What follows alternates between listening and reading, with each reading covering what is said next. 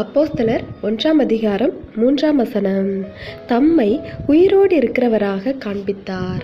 கிறிஸ்துவுக்குள் அன்பானவர்களே, ஆண்டவராகிய இயேசு கிறிஸ்துவை 3½ ஆண்டுகளாக பின்பற்றி வந்த சீஷர்களின் நம்பிக்கைகள் இயேசு சிலுவையில் அறையப்பட்டதும் மரித்து போனது, இனி என்ன செய்வது என்ற கேள்வி அவர்களுக்குள் எழுந்தது. எல்லாம் மரித்து விட்டது போன்று நம்பிக்கை இழந்து நின்ற அவர்களை இயேசு சந்தித்தார். தாம் இன்னும் உயிரோடு இருக்கிறதை அவர்களுக்கு அவர் வெளிப்படுத்தினார். அப்பொழுது அவர்களுடைய நம்பிக்கை மறுபடியுமாக உயிரோடு எழுந்தது. அவர்களின் இருண்ட வாழ்க்கையில் ஒளி தோன்ற ஆரம்பித்தது. அப்பொழுது அவர்கள் பெரிய காரியங்களை தேவனுக்காக செய்தார்கள். கர்த்தரை நாம் நமக்குள் எப்பொழுதும் உயிரோடு இருக்கிறவராக காண வேண்டும். அவரும் தம்மை நமக்குள் உயிரோடு இருக்கிறவராக காண்பிக்கவே விரும்புகிறார்.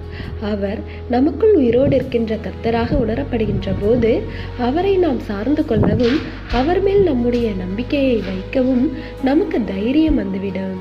ஏனென்றால் எந்த சூழ்நிலையிலும் அவர் நமக்காக உயிரோடு இருப்பார். எந்த காலத்திலும் அவர் நமக்கு நீங்காத துணையாய் இருப்பார். எனவே தேவ பிள்ளைகளே, நிலையில்லாத இந்த உலகில் எதுவும் நிரந்தரமில்லை என்பதை உணர்ந்து நிலையான கண்மலையாகிய கிறிஸ்து இயேசுவை சார்ந்து கொள்ள வேண்டும்.